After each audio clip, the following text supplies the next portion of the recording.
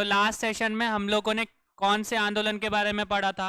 भक्ति आंदोलन के बारे में और सूफी आंदोलन के बारे में हम लोग पढ़ रहे थे। भक्ति मूवमेंट और हमारे सूफी मूवमेंट के बारे में हम लोग देख रहे थे। तो हम लोगों ने भक्ति मूवमेंट से रिलेटेड ज्यादातर क्वेश्चंस को कवर किया था। आज हम लोग किससे क्या बोल सकते हैं कि किसके बारे में ज्यादातर पढ़ेंगे? सूफी मूवमेंट के बारे में, कि सूफी आंदोलन क्या था। ठीक है, अब बेसिक चीज की मैंने पहले सेशन में भी आपको क्लियर कर दिया था कि भक्ति मूवमेंट और सूफी मूवमेंट में ज्यादा अंतर है नहीं। बेसिकली अगर देखोगे तो भक्ति मूवमेंट की बात करो तो वो प्रॉपर्ली इंडिया में स्टार्ट हुआ था, और सूफी मूवमेंट की बात करो तो वो कहाँ पर स्टार्ट हुआ था? इराक वाले रीजन में स्टार्ट हुआ था। ये चीज क्लियर हो गई। जो भक्ति मूवमेंट है वो हमारे हिंदू धर्म से ज्यादातर रिलेटेड है, तो वहीं पे सूफी मूवमेंट जो है वो किस धर्म से ज्यादातर रिलेटेड होगा? इस्लाम धर्म से। ठीक है, इस्लाम धर्म के जो संत वगैरह थे उन लोगों ने अपने आप को सूफी कहलाया। क्यों कहलाया, ये चीज हम आगे पढ़ेंगे। ठीक है, तो पहली चीज हम लोग अपने पहले क्वेश्चन पे आते हैं कि जो हम लोग पढ़ते हैं सूफी, उसका मतलब क्या है। ठीक है, तो क्या बोला गया है?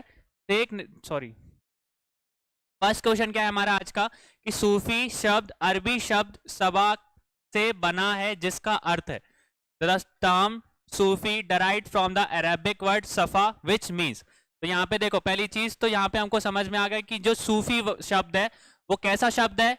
एक अरबी शब्द है। ठीक है, अरेबिक का वर्ड है। और कौन से वर्ड से वो निकला है? सफा से। किससे निकला है हमारे? अब वो चीज हमको बतानी है कि उसका मतलब क्या होता है, सफा का मतलब। तो सभी लोग आंसर करो।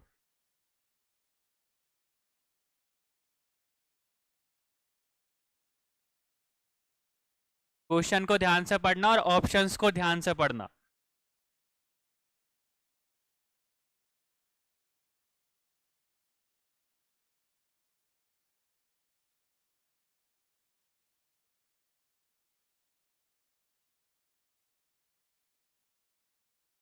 ठीक है, तो अब ज्यादातर लोग ए बता रहे हैं, बहुत ही कम लोग हैं जिन्होंने बी बताया है। सी तो आया ही नहीं है। देखो, सबसे पहली चीज कि हम लोग किसकी बात कर रहे हैं? सूफी की बात कर रहे हैं। सूफी जो शब्द है वो कैसा शब्द है? अरबी शब्द है। और अरबी शब्द किससे बना है वो? ठीक है, और सफा का मतलब क्या होता है? सफा का मतलब होता है ऊन। सफा का मतलब क्या होता है? ऊन, मतलब जिसको हम इंग्लिश में क्या बोलते हैं? वूल बोलते हैं। ठीक है, तो अगर बेसिकली बात करोगे तो जो सफा शब्द है वो किससे बना है? ऊन से बना है। ऊन शब्द से निकला है। और ऊन क्या होता है? एक तरीके का कपड़ा बनाने के लिए जिससे हम लोग कपड़ा बनाते हैं उसको ऊन बोलते हैं। और वहां पे उन्होंने ऊन को या वूल को किस तरीके से यूज किया है? प्योरिटी के फॉर्म में। ठीक है, तो सबसे पहली चीज जो सफा है उसका मतलब क्या बता के रखा है? ऊन। और ऊन का मतलब किससे उन्होंने डराइव करके रखा है? पवित्रता से। किस चीज से? पवित्रता से। मतलब कि ऐसे संत जो कि किस तरीके के कपड़े पहनते हैं? ऊन के कपड़े पहनते हैं। और ऊन के कपड़े पहनने से वो अपने आप को क्या साबित करते हैं कि वो कैसे है? पवित्र है। पवित्रता को वो बता रहे हैं। तो उसका मतलब उससे हमको किस चीज के बारे में पता चलता है? सूफी शब्द से मतलब समझ में आता है। ठीक है, तो सूफी का मतलब क्या है? सूफी एक अरेबिक वर्ड है जो कि किस शब्द से बना है? सफा से। और सफा का मतलब क्या होता है? ऊन। और ऊन को उन्होंने किस चीज से संबंधित रखा है? पवित्रता से। ये चीज क्लियर हो गई। तो ऐसे लोग जो कि ऊनी कपड़े पहनते हैं और किसको दर्शाते हैं? पवित्रता को दर्शाते हैं, उन लोगों को हम लोग क्या बोलते हैं? सूफी बोलते हैं। सूफी संत बोलते हैं। ये चीज क्लियर हो गया। तो इनमें से कौन सा ऑप्शन आपको सही लग रहा है? जो अरब से है और ऊनी कपड़े पहनते हैं, पहला वाला, या जो वह जो जो ऊनी कपड़े पहनते हैं और पवित्रता का प्रतीक है? तो पहला ऑप्शन सही लग रहा है या दूसरा ऑप्शन सही लग रहा है? तो हमारा सही आंसर क्या हो जाएगा? ठीक है, इसलिए मैंने बोला था कि ध्यान से क्वेश्चन को पढ़ना। बेसिकली उन्होंने क्या बोला कि पहले लोग जो कि कैसे कपड़े पहनते हैं? ऊनी कपड़े पहनते हैं। और ऊनी कपड़े के साथ में वो किसका प्रतीक है? पवित्रता का प्रतीक है। ठीक है, सफेद कलर के ऊनी कपड़े देखोगे तो सफेद कलर के होते हैं ना, श्वेत कलर के। तो ज्यादातर आप देखोगे कि जो इस्लाम धर्म के लोग हैं वो सफेद कपड़े ही पहनते होंगे। ठीक है, जब भी वो बोल सकते हैं कि अपने बड़े फंक्शन में जाएंगे, ईदी के लिए जाएंगे या नमाज पढ़ने के लिए जाएंगे, तो वो उस तरीके के कुर्ते पजामे पहनना ही पसंद करते हैं।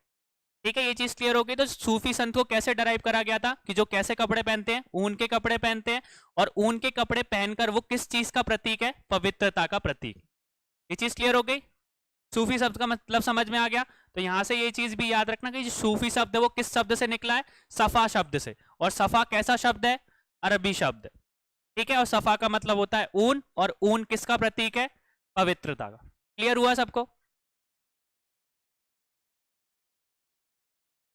नेक्स्ट देखो, सवाफूफ का क्या अर्थ है, तो अपनी सेकंड ठीक जनजाति है है। कौन सी, गौड़ तसव्वुफ का जनजाति। क्या अर्थ बताया तो ये गया है, गौड़ बताइए जनजाति के सभी। लोग हैं, तो इनके बारे में पढ़ेंगे ये क्या है। देखिए, गौड़ जनजाति विश्व के सबसे बड़े आदिवासी समूह में से एक इससे है। रिलेटेड यह लगता भारत है की आप लोगों सबसे को? बड़ी जनजाति है।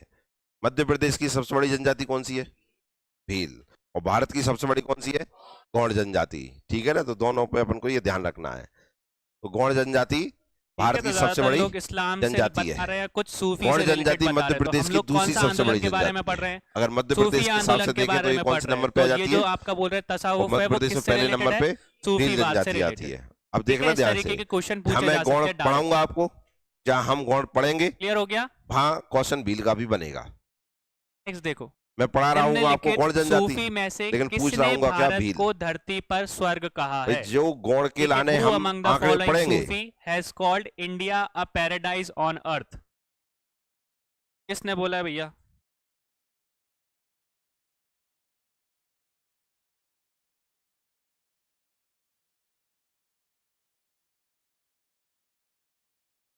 क्या तो लोग बता रहे हैं यहाँ पे, तो ज्यादातर लोग किसके साथ जा रहे हैं, ए के साथ जा रहे हैं। किसने बोला था ये चीज? अमीर खुसरो ने। ठीक है, और अमीर खुसरो को किस नाम से और किस चीज, मतलब एक और बोल सकते हैं कि एक टाइटल के नाम से भी जाना जाता है ना, क्या टाइटल था वो? Parrot of India. ठीक है, भारत का तोते के नाम से भी बोला गया है, हमने पहले के सेशंस में पढ़ा है, तो ये चीज याद रखना। ठीक है, तो किसने बोला है सूफी में से किसने भारत को धरती पर स्वर्ग कहा है? अमीर खुसरो ने। ठीक है, नेक्स्ट देखो, भक्ति आंदोलन के संदर्भ में सही कथन का चयन करें। Select the correct statements with reference to the bhakti movement. बताइए कौन सा स्टेटमेंट आपको सही लग रहा है?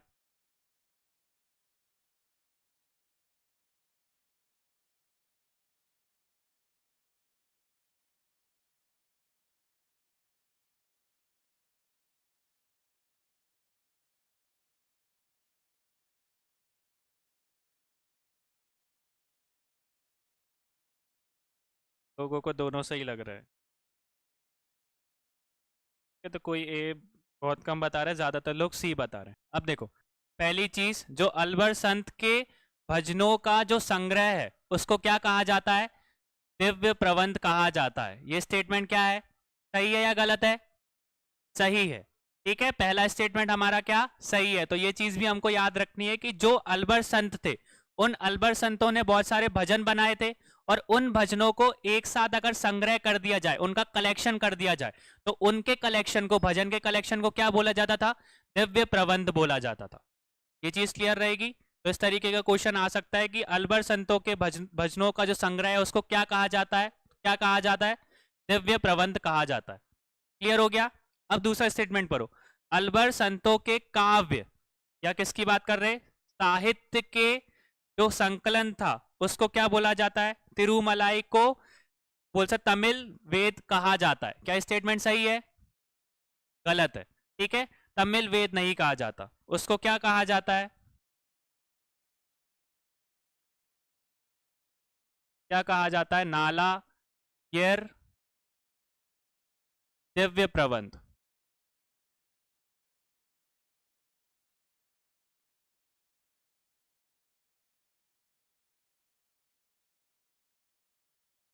ठीक है,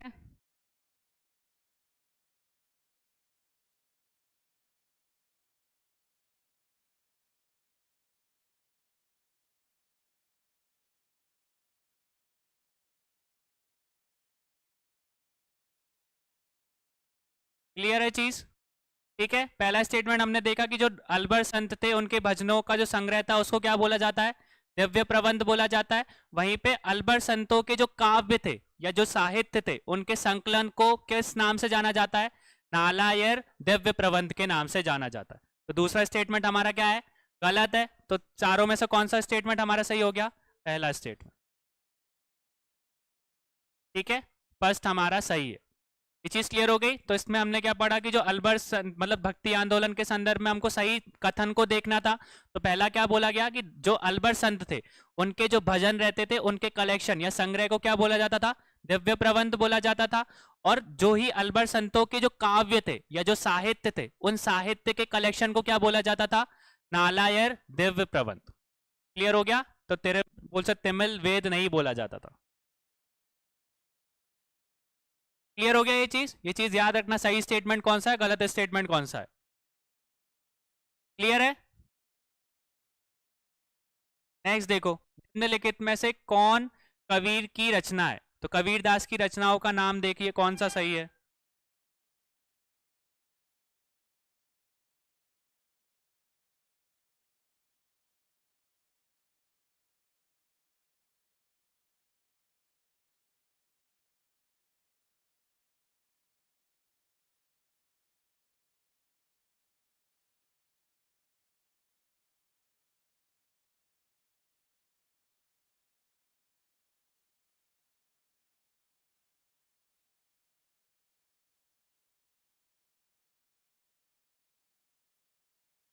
तो यहाँ पे कंफ्यूज हो रहा है, कोई बीजक बता रहा है, कोई कबीर गंध वाली भी बता रहा है।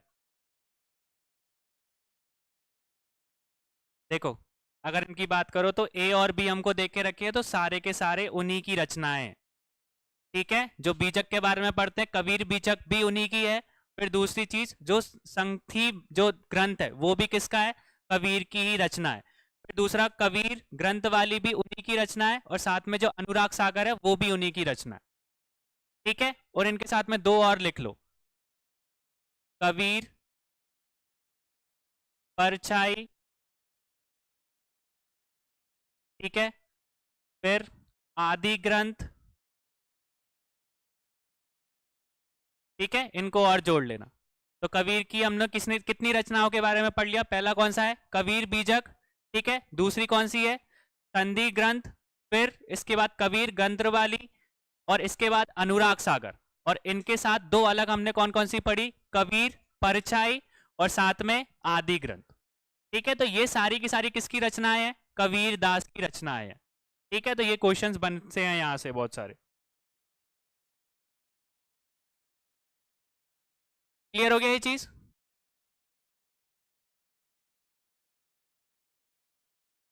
नेक्स्ट देखो, पृथ्वीराज चौहान के समकालीन सूफी संत थे। The Sufi saint contemporary to Prithviraj Chauhan was, बताइए कौन।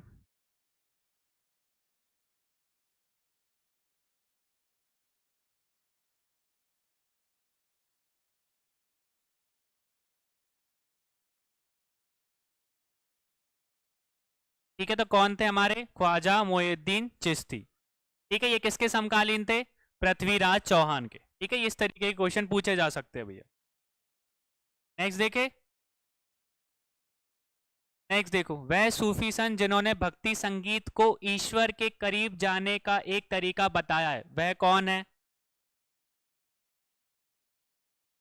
ठीक है, तो वह सूफी संत जिन्होंने भक्ति संगीत को, मतलब the Sufi sant who maintain the devotional music was the one way of moving closer to the god. इसका मतलब क्या होता है, डिवोशनल म्यूजिक मतलब भक्ति संगीत मतलब जो भजन वगैरह हम लोग देखते हैं, जो भजन आप लोग सुनते हो ना, तो वो कैसे हैं, बोल सकते हैं कि वो कैसे संगीत है, भक्ति के संगीत है। ठीक है, भक्ति उनसे रिलेटेड है कि वो किस इंसान ने बोला था कि जो आप भजन का अगर जाप करोगे या भजन वगैरह सुनोगे या गाओगे तो वो किसका प्रतीक वो किसके प्रतीक बताए गए हैं, भगवान के या ईश्वर के पास के एक प्रतीक माने गए हैं। तो ये चीज किसने बोली थी,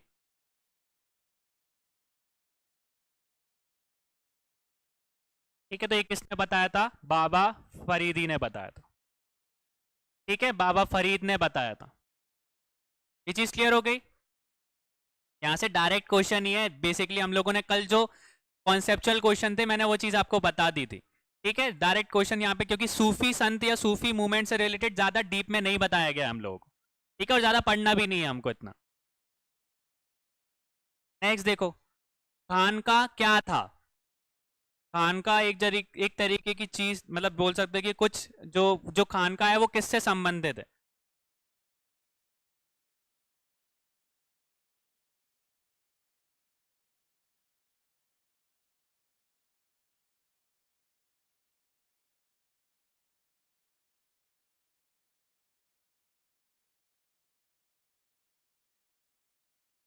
ठीक है।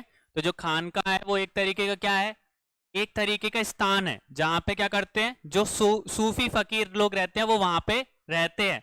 और रहने के साथ साथ जो बड़ी बड़ी मीटिंग्स वगैरह होती है ना, बोल सकते हैं कि अगर बाकी के सारे जो बोल सकते हैं सूफी संत हैं, उनको साथ में मिलके कुछ डिस्कस करना हो, किसी चीज के ऊपर बात करनी हो, तो भी वो सब कहाँ पर इकट्ठे होते थे, तो कान खां में इकट्ठे होते थे। ठीक है। तो इस तरीके का क्वेश्चन भी पूछा जा सकता है। यहाँ पे अगर कोई ऑप्शन होता कि ऐसी जगह जहां पर जो भी सारे के सारे सूफी संत हैं वो इकट्ठे होकर बात करते थे या एक तरीके की मीटिंग करते थे, तो वो भी ऑप्शन सही हो सकता है। ठीक है, ये चीज याद रखना, दोनों तरीके के ये एक स्थान जहां पर सूफी फकीर रहते थे और रहने के साथ साथ चीजों को डिस्कस करते थे। कोई मीटिंग हुआ करती थी तो वो सभी के सभी लोग कहां पर मिलते थे, खानकाह में मिलते थे। ठीक है। अब यहाँ पे हमको एक तरफ क्या दे के रखे है, सूफी संत बता के रखे हैं, और दूसरी तरफ उनका सिलसिला या ऑर्डर बता के रखा है। ठीक है, दूसरी तरफ उनका क्या है, सिलसिला या ऑर्डर, किस सिलसिले से वो बिलोंग करते थे।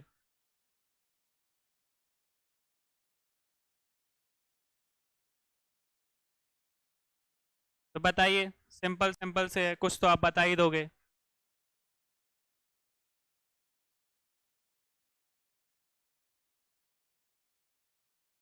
ठीक है, चलो ए वाला तो आ गया सबको, बाकी के बताओ बी सी डी। सभी को मैच करना है, सही वाला नहीं बताना इसमें।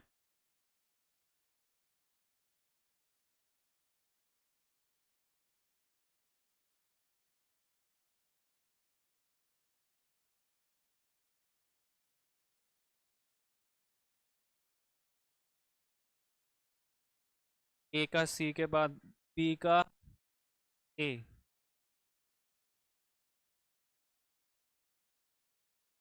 ये सब एक ही बता पा रहे हैं। तो एक तो हमको पता है, ख्वाजा मोइनुद्दीन चिश्ती किस ऑर्डर से या किस सिलसिले से बिलोंग करते थे, चिश्तिया से। ठीक है। फिर इसके बाद अगर शेख अहमद सरहिंद की बात करूं तो वो किस से बिलोंग करते थे, नक्शबादिया से। ठीक है, इसको हम लोग आगे पढ़ेंगे ये नक्शबादिया है क्या। फिर वहीं पे हम किसकी बात करें, दरा सिकोई की बात करें तो वो किसको बिलोंग करते थे, हमारे कादरी से। ठीक है। और शेख शहाबुद्दीन किससे बिलोंग करते थे, हमारा सहारा बर्दिया से। ठीक है, ये बेसिकली अगर इसका बात करो तो ये दारा सिकोई जो था वो शाहजहां का सबसे बड़ा बेटा था। ठीक है, उससे अगर आप देखोगे तो उससे रिलेट कर सकते हो, तो वो किस सिलसिले से बिलोंग करते थे, कादरी से रिलेटेड थे। ठीक है। ख्वाजा मोइनुद्दीन चिश्ती के बारे में हम लोगों ने पढ़ा ही था, वो किस सिलसिले से बिलोंग करते थे, चिश्ती से। क्लियर हो गया, ये याद रख लेना, ये इंपॉर्टेंट है यहाँ से। ठीक है, अगर यहाँ पे कंफ्यूजन हो रही हो तो उसको लिख देना सही से।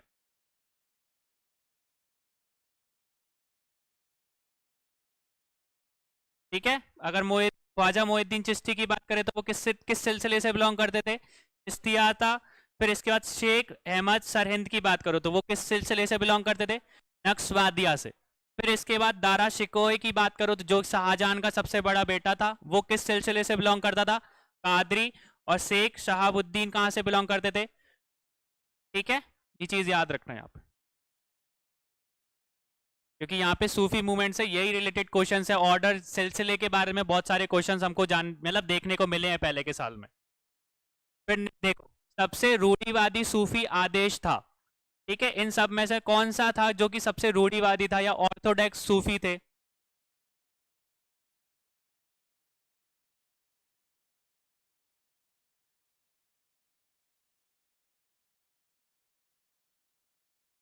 ठीक है, तो ज्यादातर लोग क्या बता रहे हैं, सी बता रहे हैं। कौन थे सबसे ज्यादा रूढ़िवादी, नक्शवादी।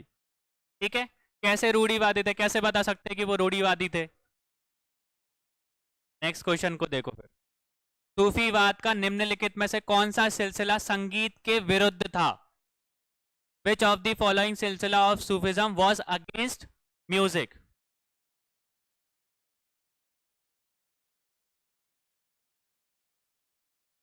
ठीक है, तो अभी पढ़ा है हम लोगों ने, कौन सा ऐसा सूफी मतलब संप्रदाय था जो कि बहुत रूढ़िवादी था या ऑर्थोडॉक्स था, नक्शवादी। तो वो ही क्या करेगा, जो भी म्यूजिक था उस पर क्या लगा देगा, विरोध लगा देगा। ठीक है, तो सबसे ज्यादा रूढ़िवादी कौन सा सूफी थे, नक्शवादी। और वो लोग किसको बोल सकते, किस सिलसिले में संगीत का विरोध किया जाता था, तो रूढ़िवादी सूफी में। ठीक है, नक्शवादी में। ये चीज क्लियर हो गई, ये दो तरीके के क्वेश्चन याद रखना। अब नेक्स्ट देखो, पैगंबर मोहम्मद में डैश सदी में इस्लाम धर्म की स्थापना की थी। ठीक है, पैगंबर मोहम्मद की बात करें तो उन्होंने कौन सी शताब्दी में इस्लाम धर्म की स्थापना की थी, बताइए सभी।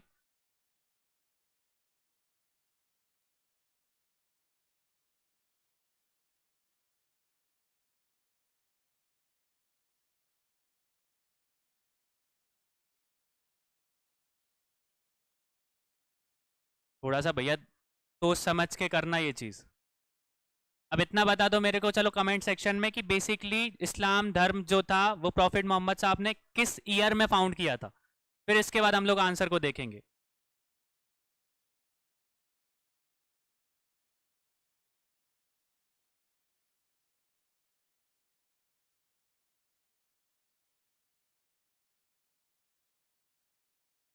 आंसर बताओ भैया सभी कमेंट सेक्शन में,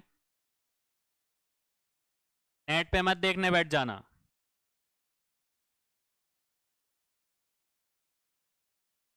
किसी को पता है इधर? ठीक है, किस सेंचुरी में देखने को मिला था हमको? 1610 कॉमन एरा में।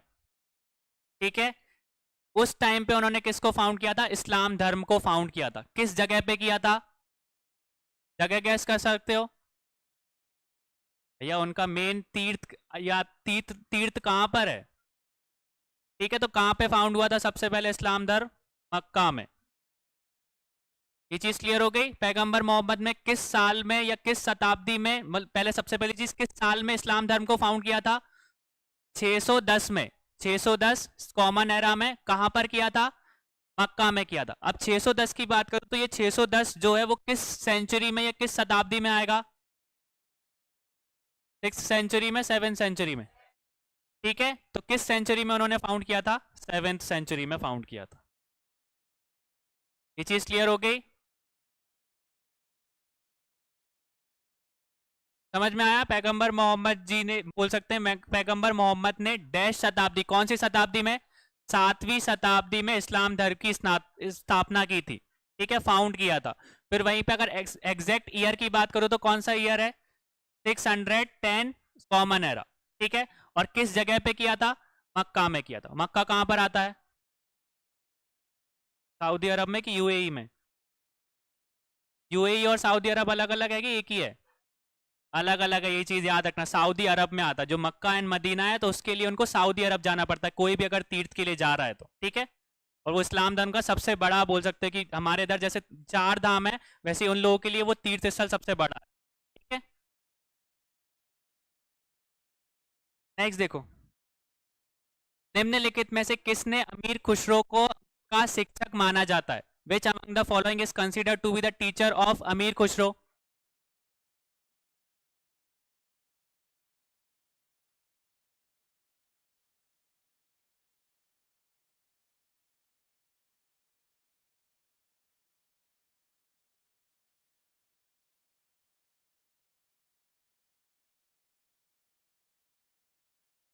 कहते एक क्वेश्चन पूछा गया है भैया, बहुत से एसएससी में आया था। ठीक है, तो किसको बोला जाता है? निजामुद्दीन औलिया को बोला जाता है। ठीक है, अमीर खुसरो के टीचर का नाम क्या है? नेक्स्ट देखो, निम्नलिखित में से किसने अनंग की रचना की थी? ठीक है, अनंग एक बोल सकते हैं कि किताब है, उस अनंग की रचना या कंपोज किसने किया था? ये भी क्वेश्चन पूछा गया है एसएससी में। अनंग एक तरीके की बुक है, उसकी रचना किसने की थी भैया?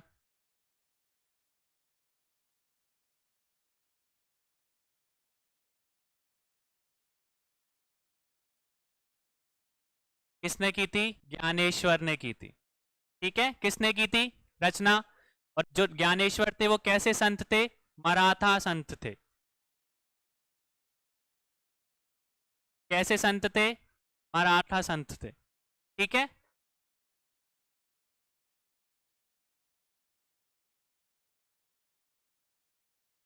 मराठा जो, वो छत्रपति शिवाजी कौन से उधर से बिलोंग करते थे? वो मराठा। ठीक है, नेक्स्ट देखो, निम्नलिखित में से कौन सा शब्द सूफियों द्वारा किसी विशेष आदेश या सिलसिले के शिक्षक द्वारा नियमित उत्तराधिकारी के लिए इस्तेमाल किया गया है? Which one of the following term are used by the Sufis for the successor nominated by the teachers of a particular order or सिलसिला?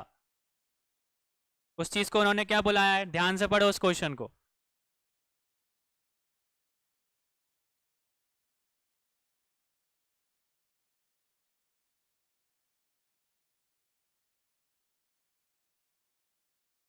ठीक है, तो यहाँ पे कंफ्यूजन है, लोग सी भी बता रहे हैं, डी भी बता रहे हैं। खान का तो हो ही नहीं सकता भैया, खान का तो अभी पढ़ के आ रहे हैं हम लोग। ठीक है, तो क्या बुलाया है उन्होंने? खलीफा या खैलिफ। ठीक है, तो ये चीज अगर याद रखने की, निम्न किस शब्द को सूफियों द्वारा किसी विशेष आदेश या सिलसिले के शिक्षक द्वारा नियमित उत्तराधिकारी के नाम पे इस्तेमाल किया गया है, तो उसको, उस शब्द को क्या बोला जाता था? सिलसिला बोला जाता था। मतलब सिलसिले को किस तरीके से बोल सकते, किस टाइप से वो लोग यूज करते थे? खलीफा शब्द यूज करते थे। ठीक है, खलीफा के बारे में हम लोगों ने पढ़ा था, तो वो एक तरीके से उत्तराधिकारी का आदेश था। ठीक है, क्लियर हो गया? नेक्स्ट देखो, सूरदास निम्नलिखित में से किसके शिष्य थे? विच of the following, Surdas was a disciple of which of the following? किसके शिष्य थे सूरदास भैया?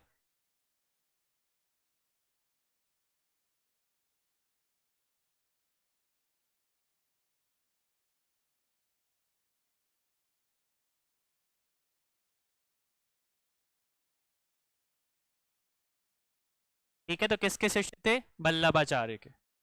ठीक है, ये चीज याद रखना। और इन दोनों की भेंट किस जगह पे हुई थी? वृंदावन में हुई थी। ठीक है, तो जो सूरदास थे वो अपने बोल सकते कि तीर्थ के लिए कहां पर गए थे? वृंदावन गए थे। वहां उनकी किससे मुलाकात हुई थी? वल्लभाचार्य से हुई थी, और फिर उस टाइम पे वो उनके क्या बन गए थे? शिष्य बन गए थे। क्लियर हुआ ये चीज? नेक्स्ट देखो, गीता गोविंद प्रसिद्ध कविता किसके द्वारा लिखी गई थी? ठीक है, गीता गोविंद जो प्रसिद्ध कविता है वो किसके द्वारा लिखी गई थी?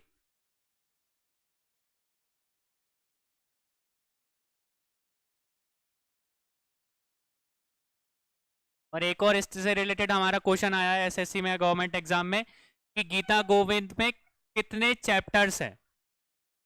कितने चैप्टर्स हमको गीता गोविंद में देखने को मिलते हैं, वो भी बताइए सभी कमेंट सेक्शन में। अध्याय के बारे में बता रहे, कितने अध्याय उसमें बताए गए?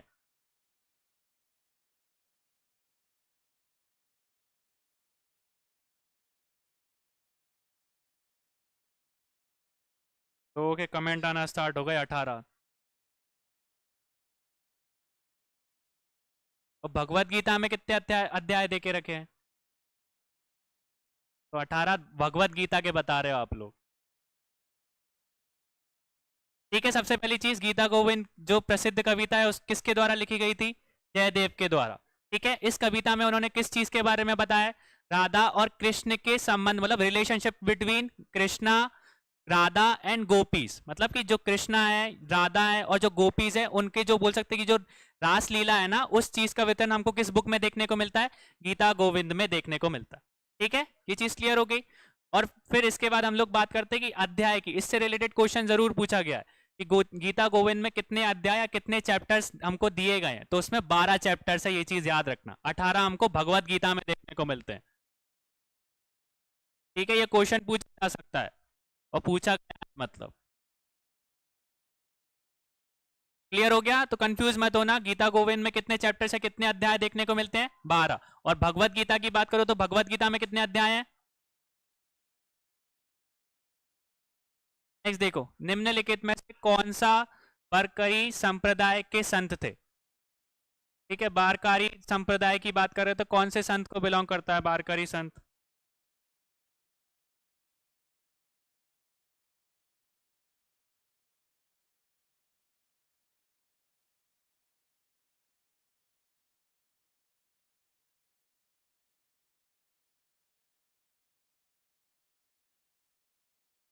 ये तो बहुत से लोग बी बता रहे हैं, पर सही आंसर क्या है? नामदेव।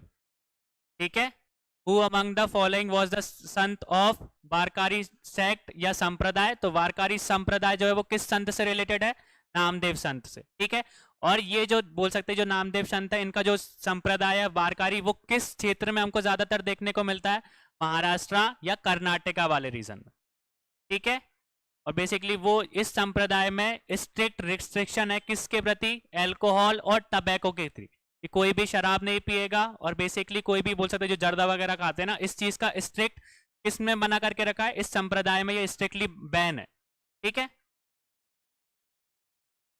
ठीक है, इस क्वेश्चन को कंप्लीट करो, फिर मैं वापस आता हूँ आपके पास वो चीज के लिए समझने के लिए, मतलब आपको धर्म के बारे में एक तरीके से क्वेश्चन पूछूंगा ये चीज। निम्नलिखित में से कौन सा मुक्ति के साधन के रूप में ज्ञान, कर्म और भक्ति को समान महत्व देता है? Which of the following gives equal importance to the jnana, karma and bhakti as a means of liberation? किस में देके रखा है भैया? ज्ञान का, कर्म का और भक्ति के बारे में।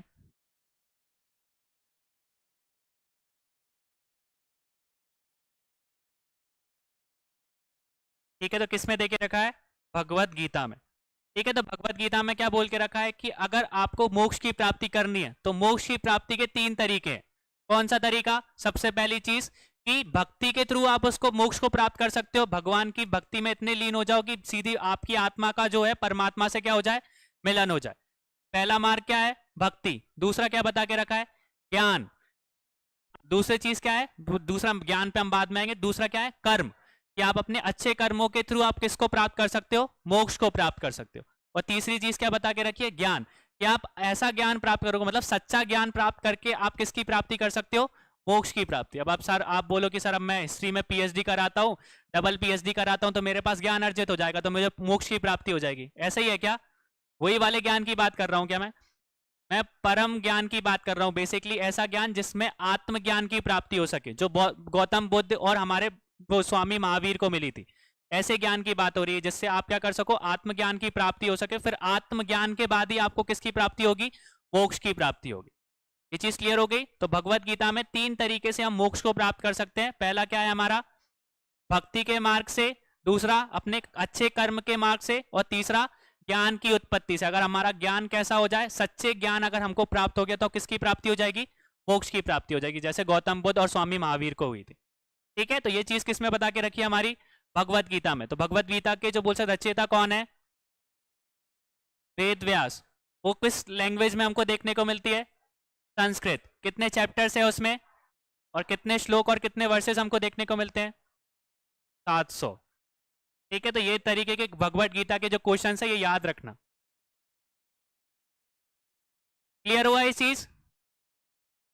नेक्स्ट देखो, हिंदू और मुसलमान दोनों के शिष्य के रूप में हिंदू संत कौन थे? Who was the Hindu sant to have a disciple of both Hindu and Muslim? मतलब कि ऐसे कौन से हिंदू संत थे जिनके जो शिष्य थे दोनों थे, हिंदू भी थे और मुस्लिम भी थे?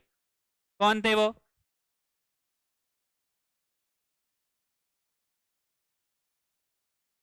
बताओ भैया जल्दी से।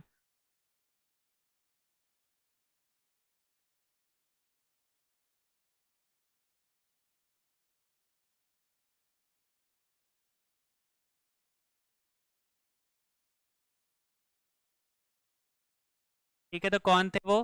श्री चैतन्य महाप्रभु। कौन थे? श्री चैतन्य महाप्रभु। अब इनके बारे में आपने कभी पढ़ा है या कहीं पे देखा है?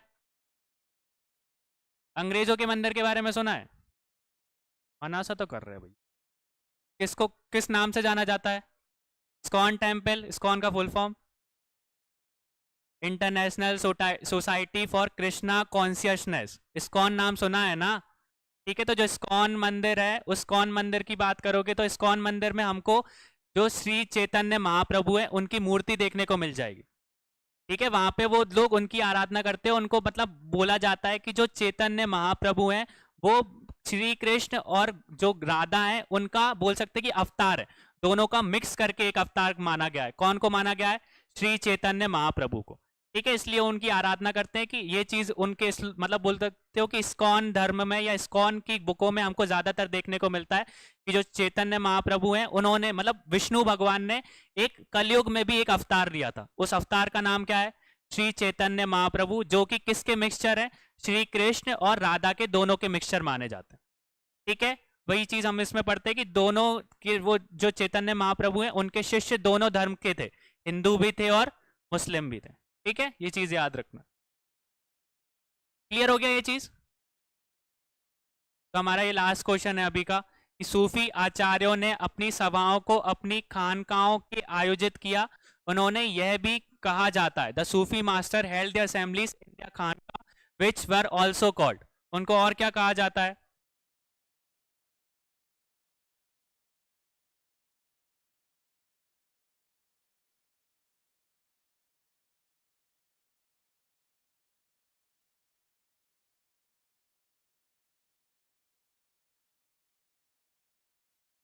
ठीक है, तो उसको क्या कहा जाता है इंग्लिश में? इसको याद रखना, इंग्लिश को और क्या कहा जाता है? होस्ट स्पाइसेस बोला जाता है। ठीक है, क्या बोला जाता है? होस्ट स्पाइसेस, जो कि बोल सकते हैं हमारे टाइम हम लोग किस शब्द से इस्तेमाल करते हैं? धर्मशाला की फॉर्म में। ये चीज क्लियर हो गई। और ये जो हमारी खानका की बात कर रहे हो या हॉस्पिसीज की बात कर रहे हो, ये हॉस्पिसीज हमको किस जगह पे देखने को मिलती है? टर्की वाले एरिया में आपको देखने को मिल जाएगी। ठीक है, बोल सकते हैं नॉर्थ अफ्रीका जो है, जहाँ पे आपका सूडान वगैरह आता है, अल्जीरिया आता है, आपका इजिप्ट आता है, वो वाले रीजन में हमको क्या देखने को मिल जाएंगे? ये खानका देखने को मिल जाए। ठीक है, और वहीं पे अगर मैं किसकी बात करूं, साउथ एशिया की बात करूं या दक्षिण एशिया की बात करूं, तो खानका को एक और नाम से बुलाया जाता है, जिनको हम लोग क्या बोलते हैं? दरगाह भी बोलते हैं। ठीक है, हम किस एशिया में बिलोंग करते हैं? साउथ एशिया में ही बिलोंग करते हैं ना। तो साउथ एशिया में जो हमारे बोल सकते हो कि खानका है, उसको किस नाम से बुलाया जाता है? दरगाह के नाम से भी बुलाया जाता है। देखा है ना दरगाह आपने? ठीक है, तो वहां पे जो बोल सकते हैं कि जो फकीर वगैरह रहते हैं वो तो रहते, मतलब कब्र वगैरह भी रहती है आपकी, और साथ में जो लोग रहते हैं वहां पे वो साथ में मिलकर एक असेंबली फॉर्म करते हैं या मीटिंग वगैरह वहीं पे ऑर्गेनाइज होती है।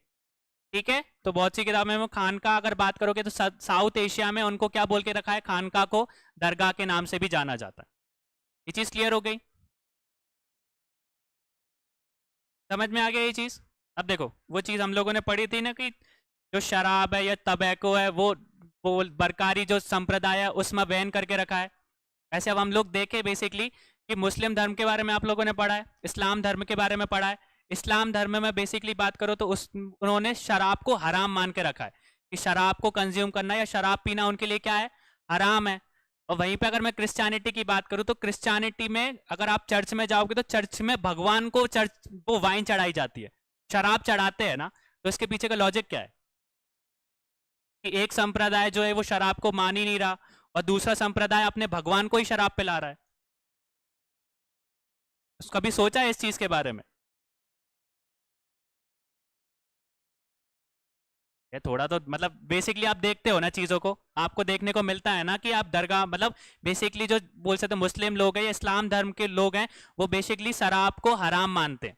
ठीक है, मतलब शराब पी के साथ साथ जो भी नशीले पदार्थ है उन सबको हराम मानते हैं। और वहीं पे अगर हम क्रिश्चियनिटी की बात करो तो क्रिश्चियनिटी में भगवान को पर्टिकुलरली वो शराब चढ़ाते हैं। वो हिंदू धर्म की बात नहीं कर रहा हूं, पर ये दो धर्म के बारे में हम लोग देख रहे हैं। बेसिकली इसके पीछे का लॉजिक क्या हो सकता है आपके सोचने के हिसाब से?